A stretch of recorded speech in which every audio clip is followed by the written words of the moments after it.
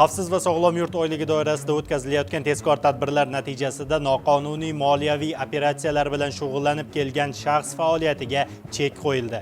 Toshkent shahar Ichki ishlar bosh boshqarmasi kiber jinoyatlarga qarshi kurashish boshqarmasi xodimlari tomonidan Mirzo Ulug'bek tumanida 1990-yilda tug'ilgan fuqaro aniqlanib, uning noqonuniy manbalardan olingan mablag'larni kriptoaktivlarga aylantirib kelgani fosh etildi.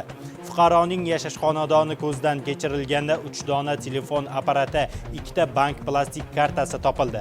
Qurilmalar ko'zdan kechirilganda fuqaro tomonidan umumiy qiymati 2.331.992 USDT miqdoridagi tranzaksiyalar amalga oshirilgani ma'lum bo'ldi. Mazkur holat yuzasidan O'zbekiston Respublikasi Jinoyat kodeksining 278-8-moddasi bilan jinoyat ishi qo'zg'atilib, tergov harakatlari davom ettirilmoqda.